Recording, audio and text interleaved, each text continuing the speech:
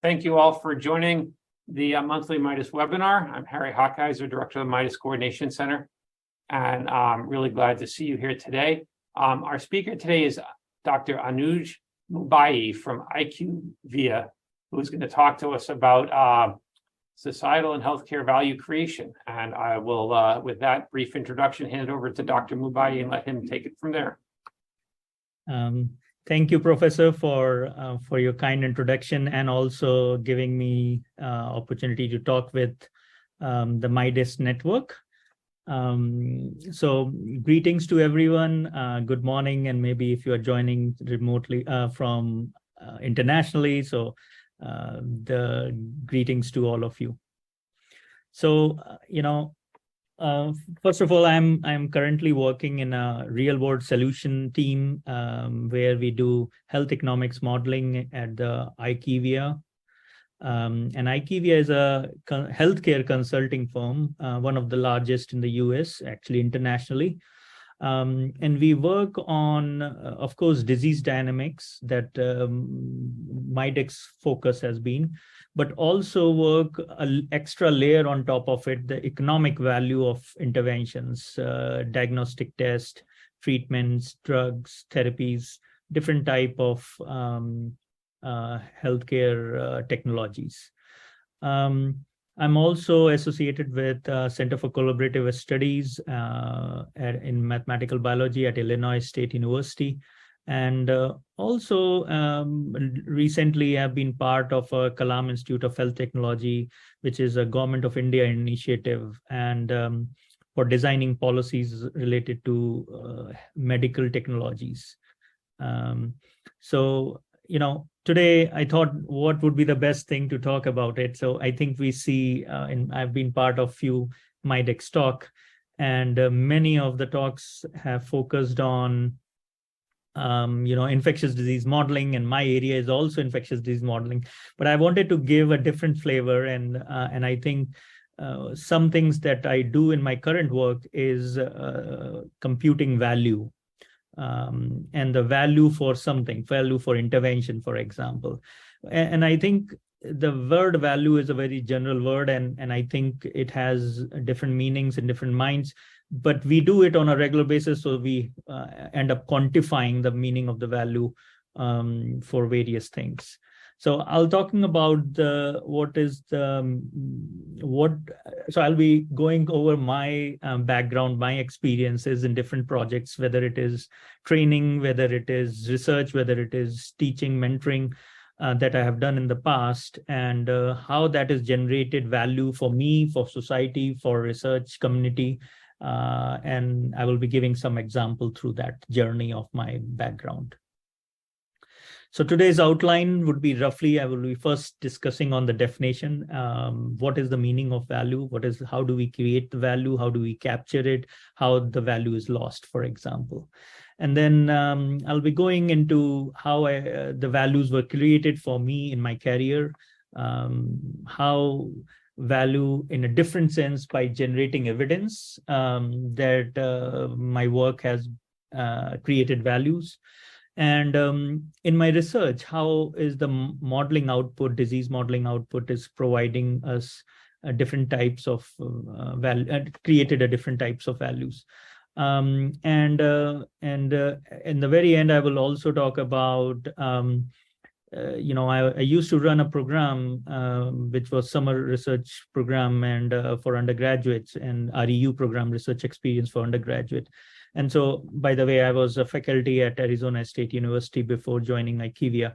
So I ran a program, and that's where I coordinated values among certain ways of values in the summer research programs through mentorship and through collaboration and networking. So before I go further, I would request, Kristen, can you please share that link in the chat message? I would love to have your input on this particular question. And it's what is the first thing that comes to our mind when we hear the word value? What is one word? If you want to describe it, what is that one word that you will say, think about? If you can kindly go to the link that Kristen is sharing right now. I'm actually, it's not allowing me to share to anybody, but Harry's able to do it. It won't let me do it. Okay. You got to post it in the chat now. Please check for it. Yes.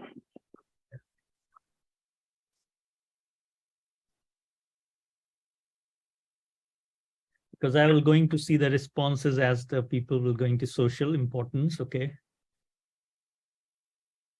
I'm seeing 2 words right now. So please do put them. You can put few words also. I mean, few times also. It doesn't have to be one response.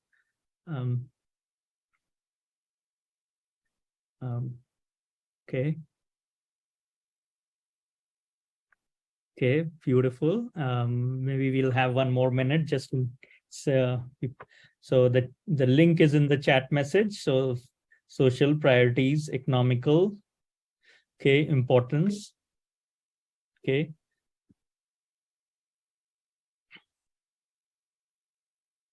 So Kristen and Harry, you also please do put what you think about money. Okay.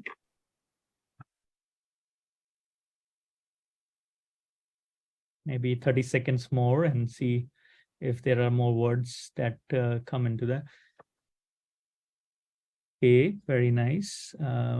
Benefit, human, okay. Self-worth, things, okay. So beautiful. And the reason I did this survey is to show the meaning of the word is very different in everyone's mind, actually. And what we see as a value of something comes out to be very different. And so, so the question then comes is how you define it, how do you quantify it? And as you and the answer to that is all these words that you are seeing here on the screen are has to be there in the definition of the value. But it depends on the perspective that we are talking about, whether it is from an individual perspective, whether you are talking from a societal. But if you are talking from the society perspective, then all these things are very important. Individual might have their own values or preferences, but the general word, society word, has many different meaning of it. So beautiful. Thank you all for the response. This is clear. We all can see it has to do with the health. It has to do with the cost or economy. It has to do the efficiency in which we do interventions. It has to do with the humans. It has to do with the animals. It has to be do with the environment as a whole. And so all these affects decision making, what decisions we make. It has a value for next things that we do in the life. Okay, so what is a definition that is known in the literature, and how do we people define it? So first of all, COVID has actually caused a profound effects on both individual and society, like illness, deaths, fear, anxiety, societal response. You can quantify in health economics, that area that I'm working currently on. We talk about quantifying the value of each one of these factors in some numerical values. How do we do that? That's a different thing. What is the evidence you need? That's a different thing. But we want to do that thing if we can get the some data to back that numerical estimates. So what has pandemic did in our life is caused us to rethink the methods that we are using for measuring health, equity, risk, uncertainty in the policy decisions, for example. For most good, the interaction of supply and demand lead to the appropriate value of a particular good. So suppose we are talking about a particular good that we are interested in. Let's say we want to buy, we saw a car, old car, very old car. And for some people, it may not be worth anything, but for some other, the value will be much higher. And they will ready to give much higher value. So it depends on how an individual seeing that. So how many are basically available to you, supply, what is the demand and what is the supply for it, that decides the appropriate value of it.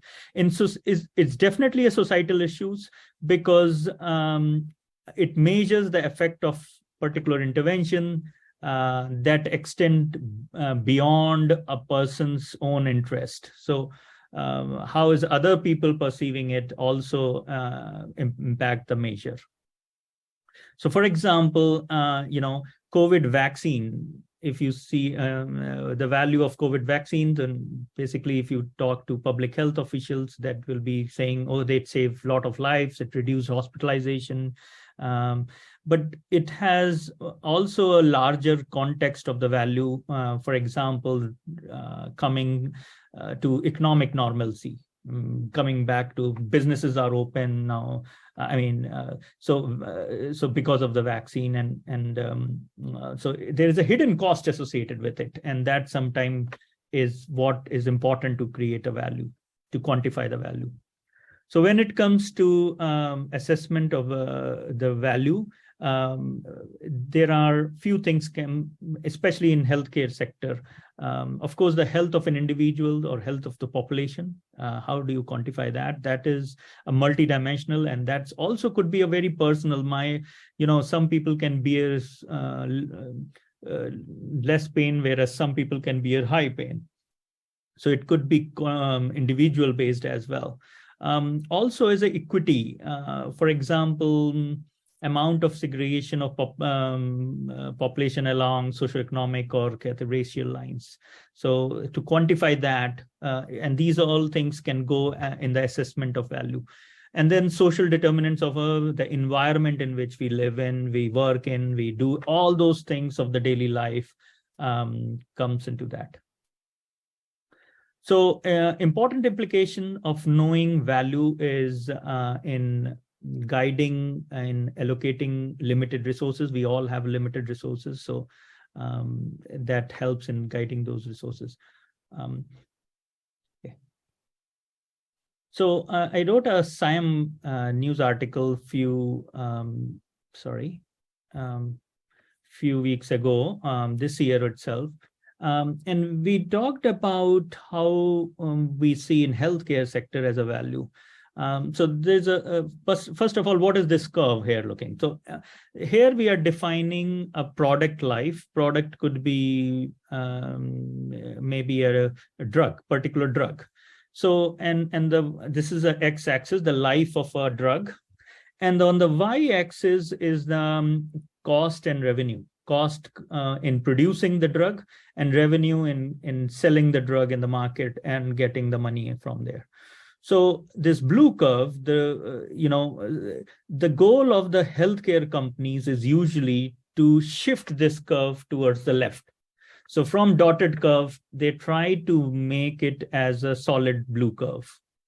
So what this curve is showing is, in preclinical stage, the first bump in the starting, below the horizontal line, that's where the company is spending a lot of money to build the product.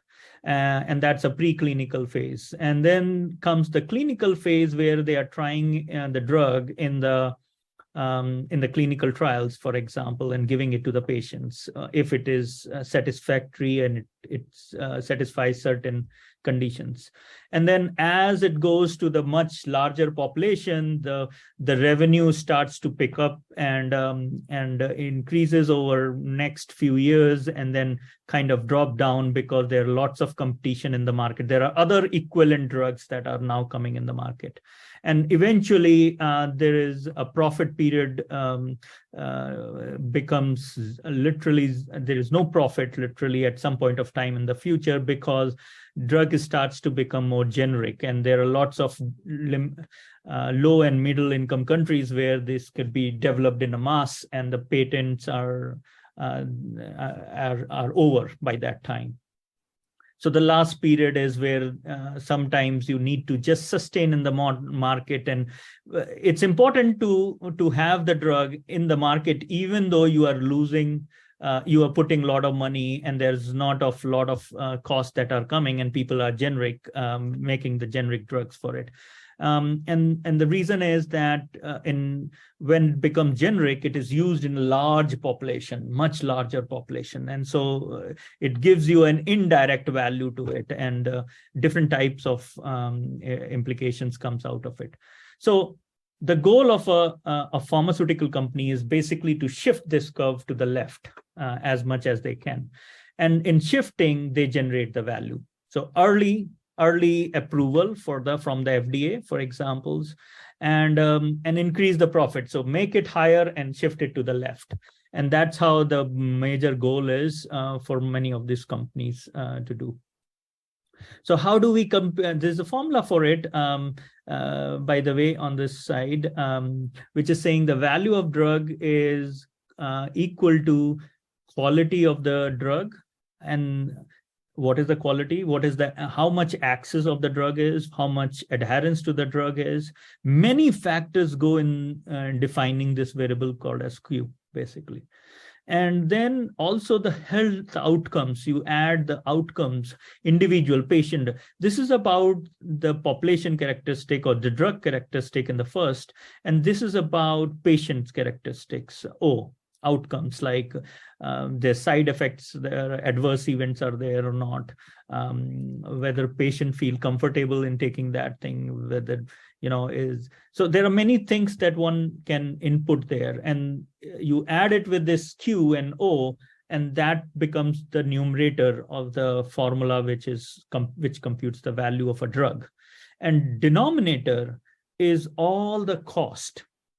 Now, all the cost, when I say, depends on what perspective that we are talking about.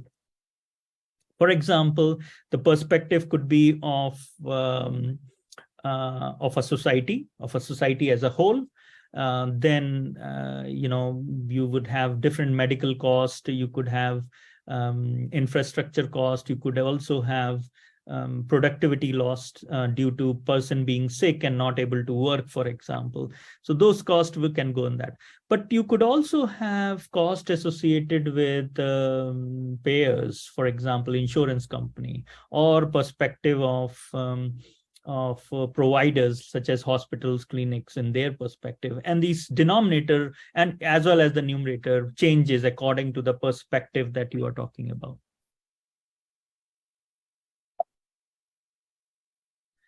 Okay, so this was about a little bit about definition. So now let's what values are created in my background through my experiences. So I want to give you a gist of my last few years of experience. I'm trained as an applied mathematician, but I got experience in working in sociology of harm reductions like illicit drugs, alcohol drinking, substance abuse, for examples. And also work with infectious disease epidemiology quite a lot, modeling of infectious disease, particularly neglected tropical diseases like leishmaniasis, Chagas, and lymphatic filariasis. And then I also got a chance to work in a clinical trials, although I was a modeler, but I was participating in a clinical trial in in couple of places, basically. So had an opportunity to do at least to work with the global health folks and collaborate with them. Not only collaborate remotely, but actually living together, for example, a few months while being part of the clinical trials. And so really get the chance to see how they work, how do they work with the different communities, different cultures, different language groups of people. So I was in Papua New Guinea for a lymphatic filariasis trial for mass drug administration, for examples.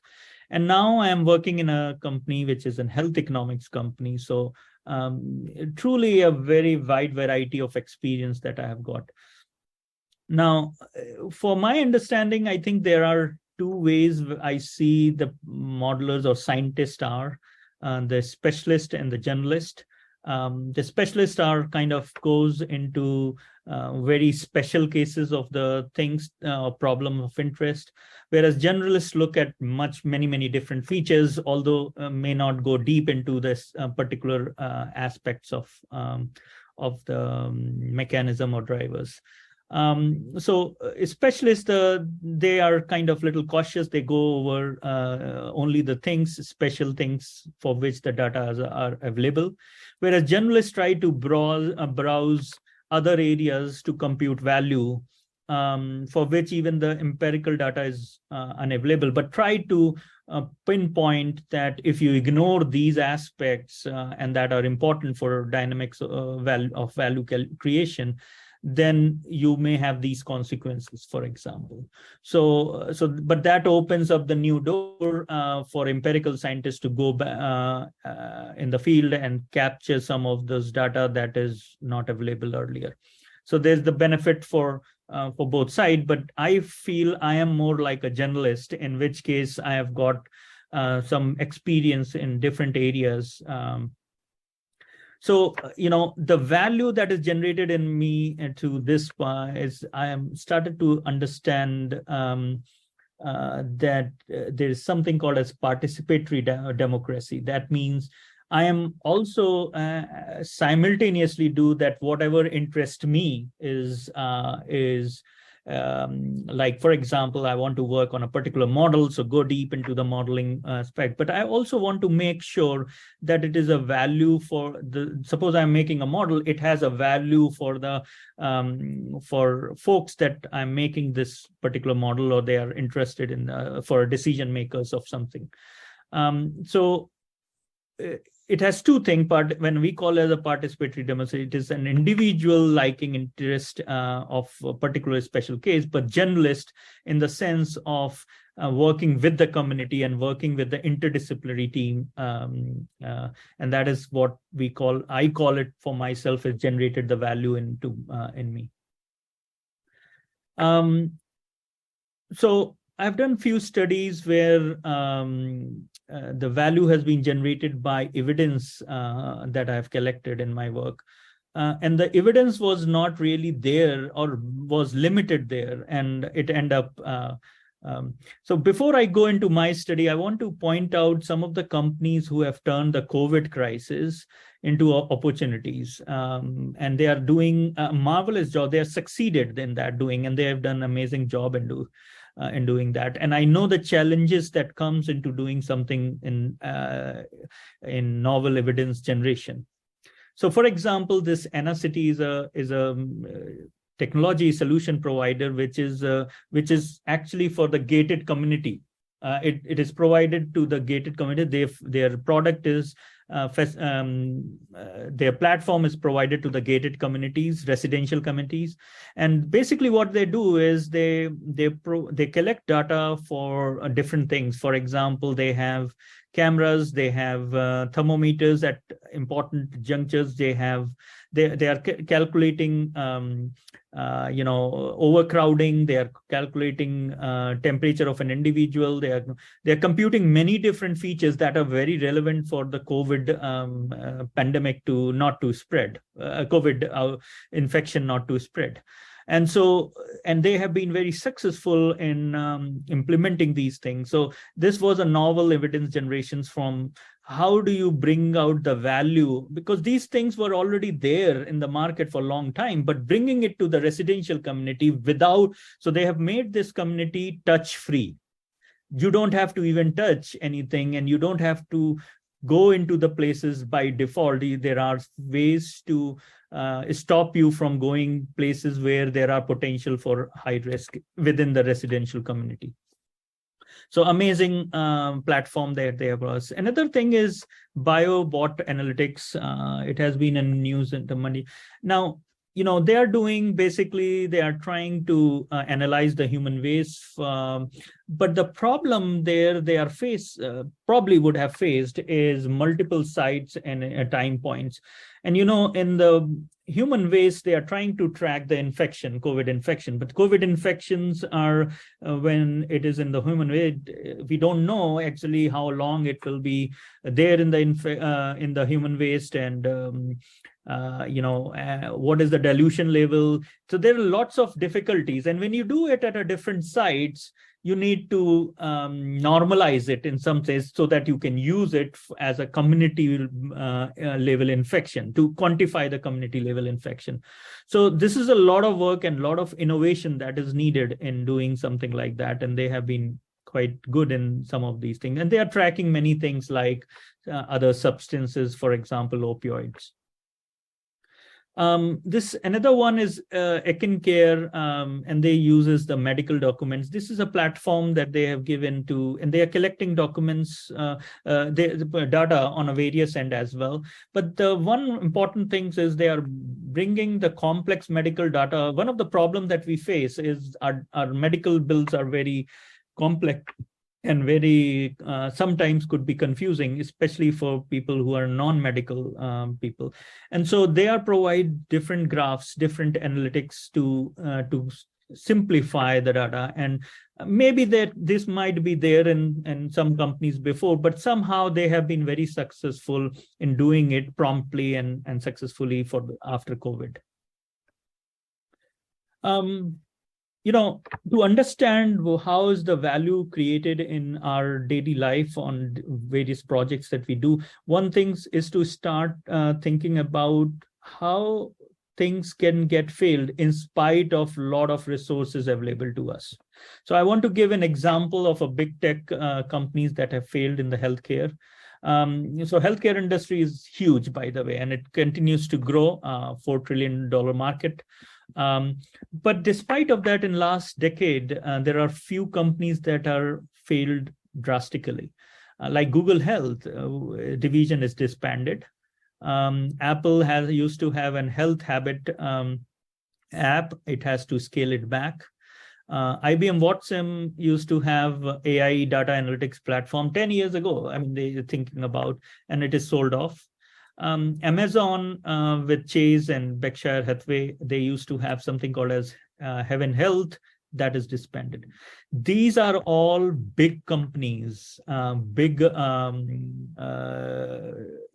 resources available to them. And in spite of that, they failed miserably in these projects. Of course, now things are changing, but at least in these projects, they failed. And the reason they failed is they were using small patient data early on, and that's it. And they were basing their app or their platform on some selected data, basically, which is very adaptable in nature. That's what we have realized even at the COVID. I mean, they have realized it long time back, but then realizing it as you need some major thing to happen, like COVID crisis, for example. And also, many of the companies sometimes have marketed a lot of big things about their product, but not taking care of the accountability, if any feedback coming back to them thoroughly. One thing which has been key is domain expertise. Of course, they have talked to someone who are practitioners, who are clinicians early on in their projects, but they have not continued to weave into the discussion as their app was developing. And that is what we mean by domain expertise, that you need to weave into it every day information. So you have to have clinician and practitioner in-house for a domain expertise to truly make use of it. And there is something we have now changed. What we used to think as a partnership model is just collaboration happening, interaction one time or two time, is not anymore that. It has to be in-house collaborations of domains that are key to the problem and to defining the value, for example. And of course, there has been some issues related to HIPAA compliance, which is to make sure the secure and safe data sets. One thing they did not realize also is the healthcare data is very, very dirty. It's not structured properly or collected properly. And I think there are a lot of work that we are realizing now after COVID is to structure it somehow. So that the analysis is not a problem. If you don't have a structure, the most of the time is spent in making it, cleaning the data, basically. Okay, so I want to give you an example of how is value created, and so one very good example is the heart, which is highly active antiretroviral therapy that is for HIV. In mid-19, it was developed, and it was very expensive at that time, probably like 10,000 per patient per year, something, $10,000 US dollars. So it was now it is like $100 per patient per year, roughly it costs if you have insurance. So it is not that expensive now, but that time it was very expensive. So life expectancy due to the heart, availability of heart, has come down drastically. In 1984, 22 years life expectancy was estimated, but now due to this heart, it is estimated in year 2000, it was estimated as 51 years. So literally, it has become more like from a deadly disease to a chronic disease. A very good example is the famous basketball player Magic Johnson, who was diagnosed in, he announced actually in 1991, and he has been healthy with using heart. Of course, heart has developed over a period of time. So what you see is the survival curve on the left side. So it is showing that 22 years in 84 to 51 years in 2000. So people have done cost analysis on their health economics aspects, and apart from looking at the transmission dynamics of the HIV. And what they have found is the 5% of the value is created only went for innovators, the people who discovered heart, and most benefit to the patients. And so therefore it has made the disease now as a chronic now, rather than as a deadly diseases. So this is a very good examples that how the value shifts. Also, it's dynamic in nature, by the way. The concept of value is now a little bit changing also. Big tech companies are now getting involved in every aspect. I think it will be unfair to call them as a tech companies. Rather, they are now called as maybe called as a medical device companies, for example. Like Google Worldly is doing a lot of work. Apple portable diagnostic division is doing a lot of work in healthcare. So there's lots of investment they are putting in it. And why I'm talking about that, because they are doing it, but now doing it in a very different way. Remember that I showed the slides of that why the big tech firm fails. They are trying to take care of those 5 aspects into the new way of doing it, so that they don't fail this time. So if you see Google Worldly team, they have clinicians on board, and they have public health practitioners on board, and not only the tech folks, and a collaboration with physician or healthcare sector. Another aspect is, there are lots of new diagnostic surveillance for surveillance and detection that are coming to the market. Like Galeria is a test, a blood test for cancer, and it can test 50 different types of cancer at a very early stage. That is what it hopes to. It is important to take care of, and that's very good thing that you have a test early on to detect 50 different types of cancer. But there is another aspect to it, which is a psychological aspect. That is that if you detect the cancer early on, you are bringing more anxiety to the population. And that is also creates the value, or decrease the value, basically, impact the value, I would say. Anxiety will be consumed in our culture. And how do you balance that benefits coming out of the health technology versus negative connotation to attach to it? So those are things should go hand in hand in computing the value of a particular interventions. If suppose we want to talk about Galeria interventions here. There's a CAR T technology therapy also coming, which is like basically training immune cells of someone person for the treatment of the cancer. Now, social media is also being so far usually we have been seeing as information and misinformation that has been circulated, and that has been known.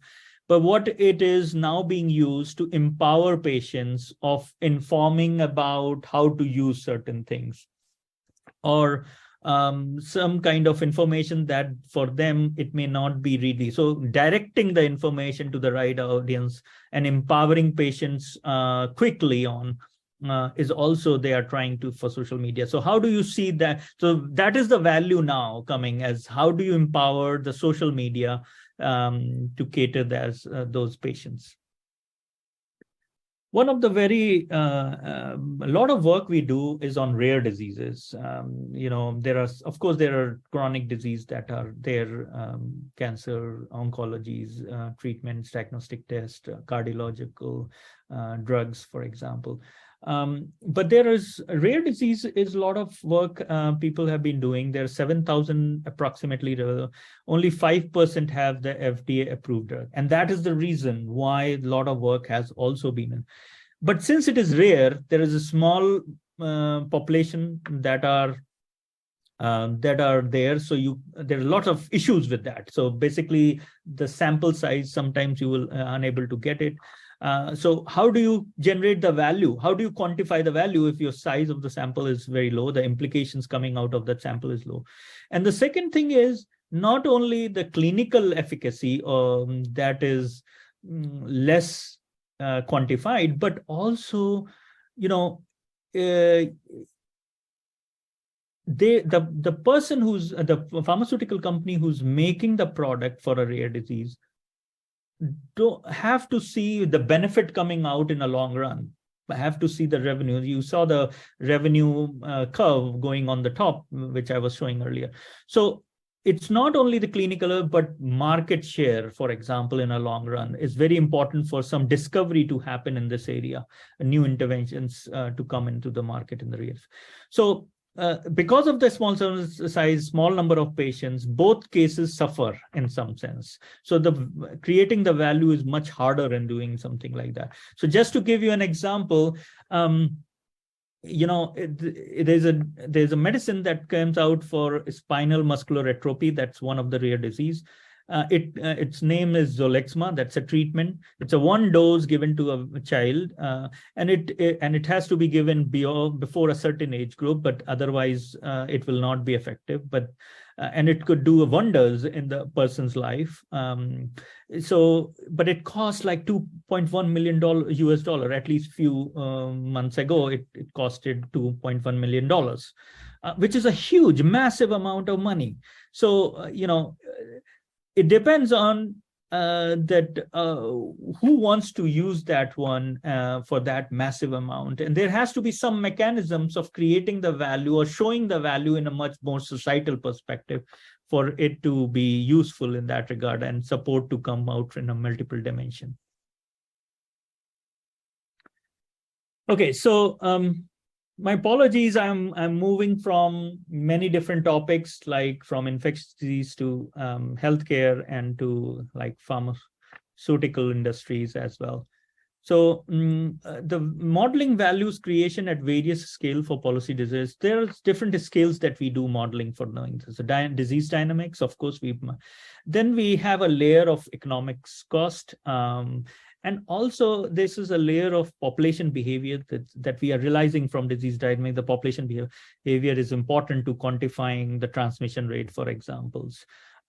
But another aspect is once you bring the intervention to the market, what is the acceptance level, whether people want to take it or not.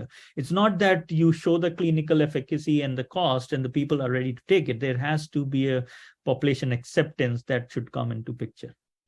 And then, as I was talking in the Galleria case, the anxiety that is creating, that is destroying the value is also needs to be captured in the policy data. And these are the way that we have to build the model rather than just capturing a certain aspect of the disease dynamics there to implement. So if we really want to impact the policy decisions, for example.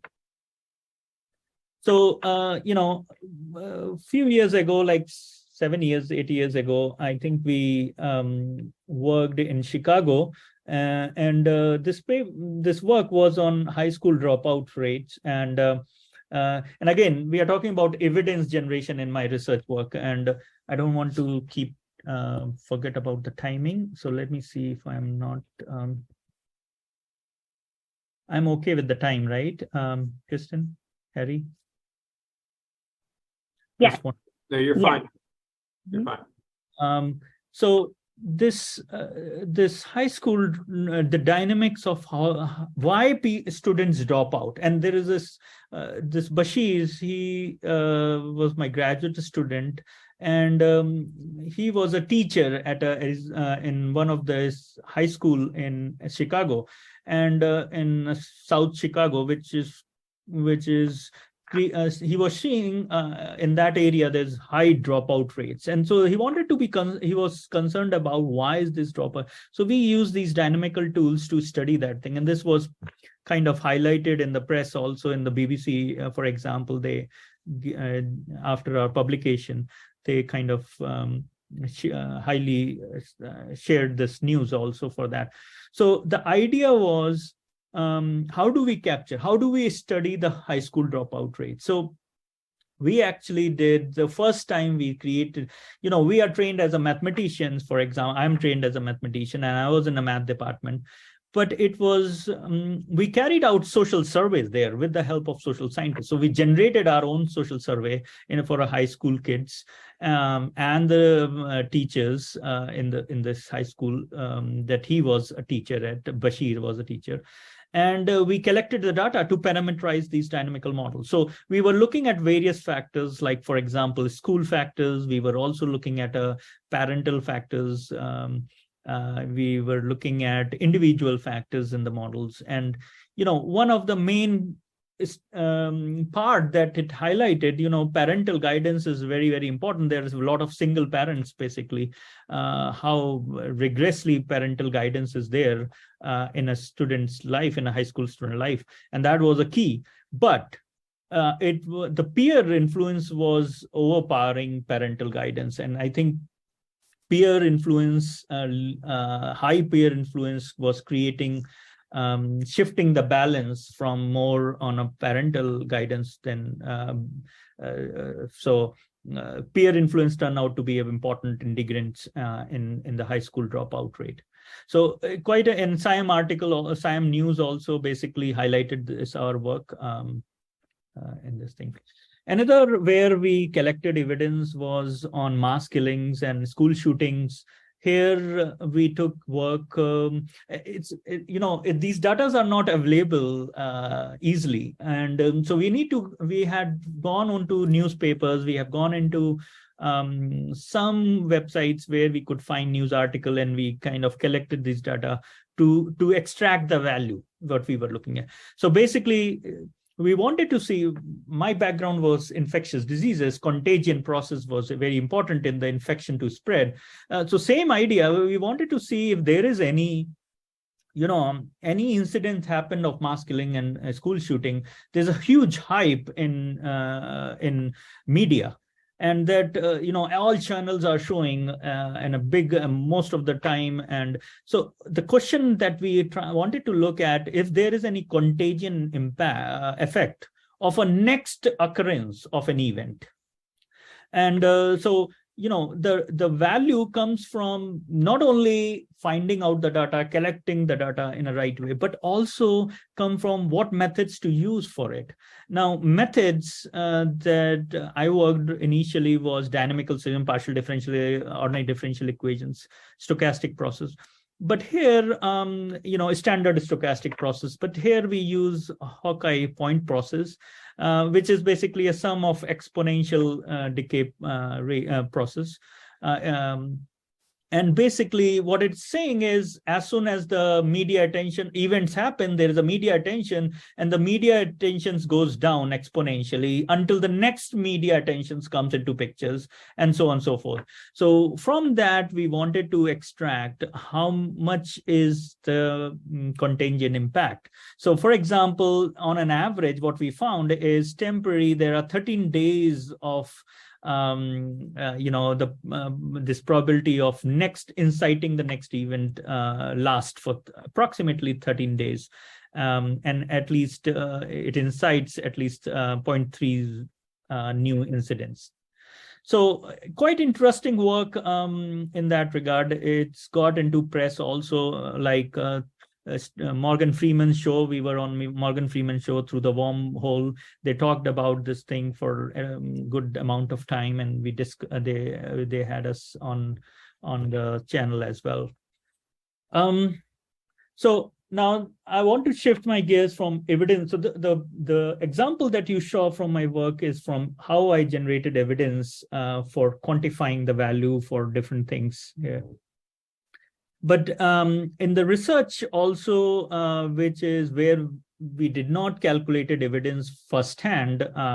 Also, I mean, I worked on modeling of infectious diseases modeling, although I had some work where not directly the surveillance I was involved with, but I was involved with the mosquito surveillance, for example, in Latin America.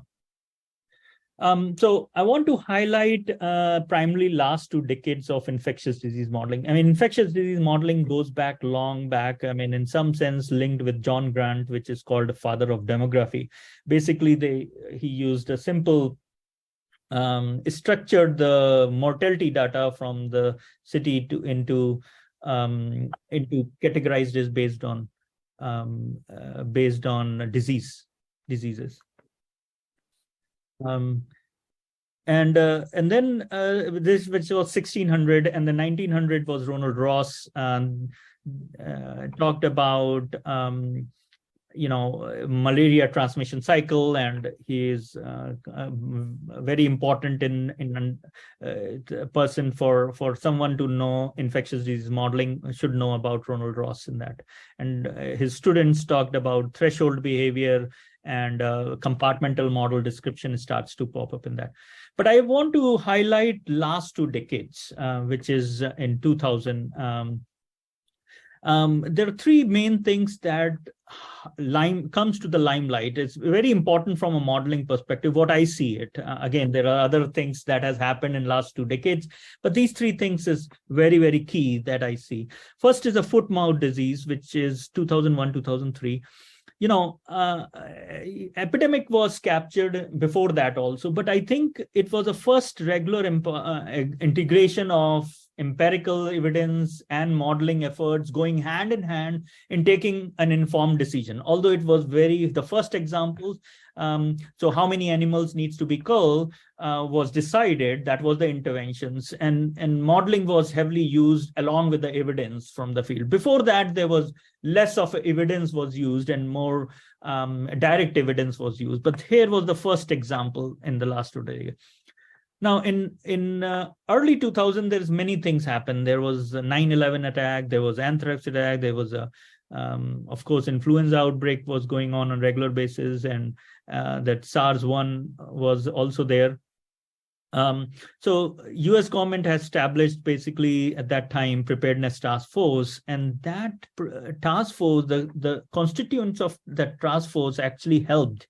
And what I know about is that task force consists of people from many different disciplines, and not only public health practitioner, for examples. So basically they wanted to cover many different areas because they were really worried about bioterrorist attack as well as an outbreak or pandemic or epidemic. So this was very highly interdisciplinary team, the task force, and that task force, and the funding to this task force initiated a lot of good work. And I think that is the time when 1918 Spanish flu was studied quite heavily. And there are lots of papers about 1918 Spanish flu came into till 2010, 12, 13, something like that. There's lots of work on flu, basically. So that was it was very interdisciplinary task force and led to many good work into understanding of 1918 Spanish flu.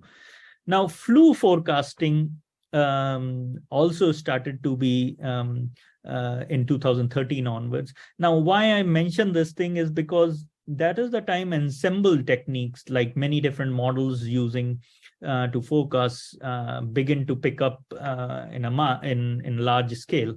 Although it was very spotty after flu forecasting in 2013, it kind of spotty. Not every place it was happening until the COVID came, and then this ensemble techniques becomes a big deal, and CDC is now kind of carrying out these ensemble techniques. So the modeling has grown tremendously in last 2 decades, exponentially, I would say.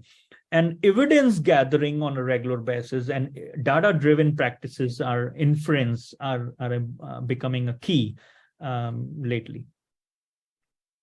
So the value require capturing dynamics of a then how do you capture the dynamics? Basically, dynamics is just a pattern. That's the first step for value creations.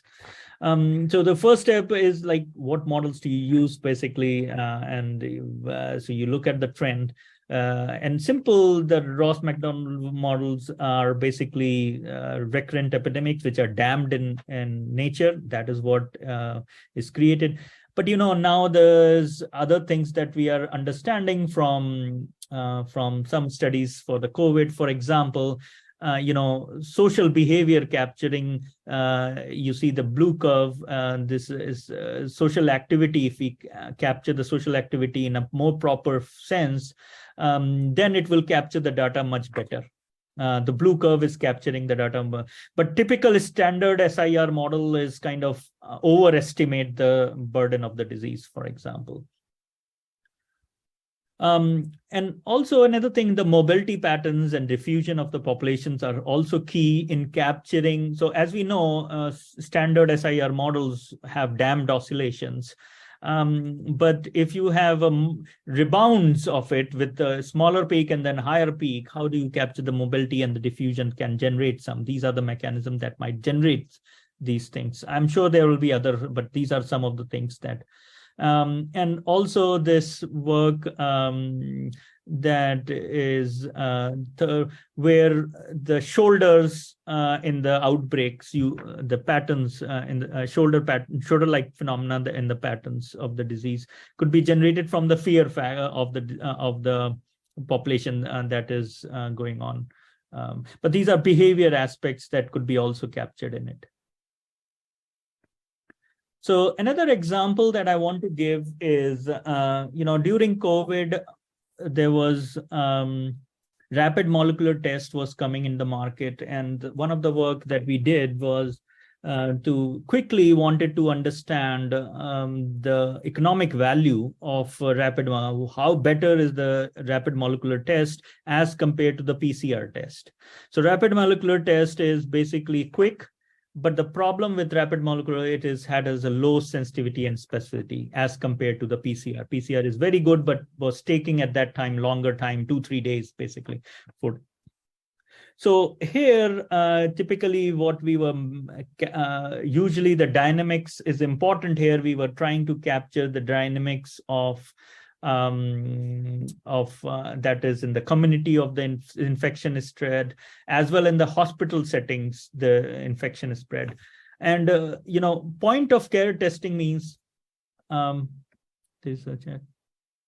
Okay, so I think we are out of time, so I just want to wrap up this thing. Basically here was we were taking different types of cost, and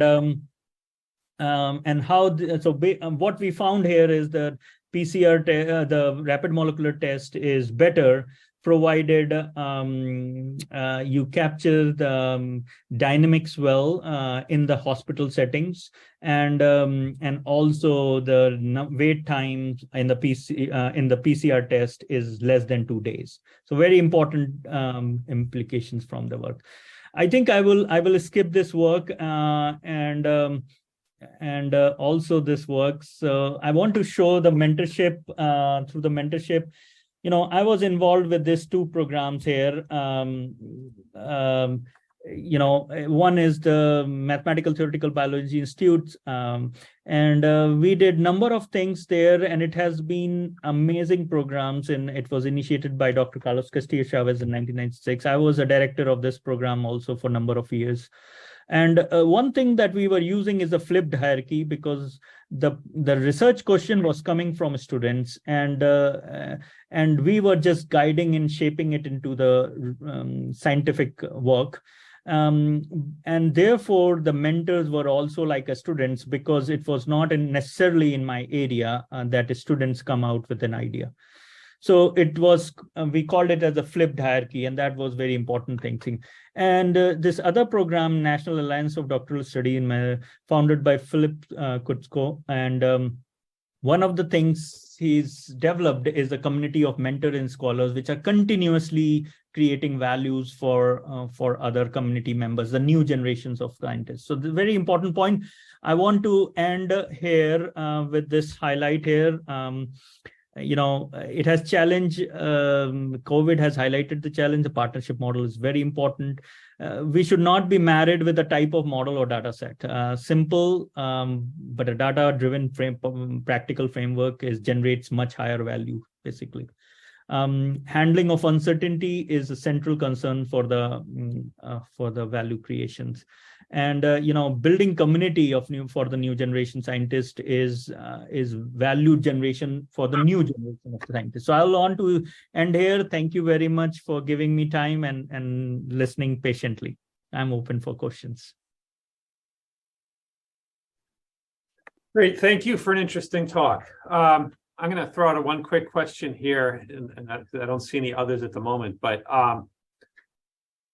I guess when I think of the criticism that have over some of the public policy decisions over what gets valued or not in the course of the COVID pandemic, it really seems to suggest that the perspective that is taken on assigning value and calculating value is really important. So how do you ensure that models really bring in the right range of values and incorporate all of the people who might be impacted, who should have a say in what values are brought into policymaking? Well, it's $1 million question that you have asked. and this has been a debate for many times. What is the sufficient number of value elements that you should consider that would ensures that you are capturing it's an adaptive process. That's the word I'm using in the title, is the dynamics of value creation. So it's usually what it initiates with, what are the evidence available to us. Sometimes you think that other value elements might add drastic value to it, but the evidence may not be available to it for that. And so that's why it has to be a data-driven, it has to be evidence-driven value elements.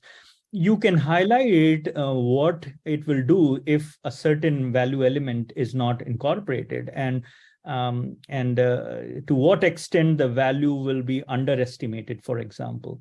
But I think the important thing is key evidence available. I mean, COVID, the value we were delayed in generating value from the models were because we were quick to use the old models, and rather than seeing what evidence is available and we can use it by our extensive collaboration. Sometimes the evidence may not be available in-house, and we may have to get it from other external sources. So I have not given you an exact answer, but I alluded to some of the points. I think it's actually more of a political and a sociological question. It is a modeling or mathematical question in the end that says, we are always making decisions about the scope of what we value or don't value, and it's either implicit or explicit, and often it is implicit. So it's very easy to have a narrower view than might otherwise be held. But I don't think evidence is the only factor there, because it's a matter of what evidence you look for because of what you value, as much as it is the evidence driving how you do things. Absolutely. I completely agree with that. Beside evidence, there are also other factors that go. In health economics, they have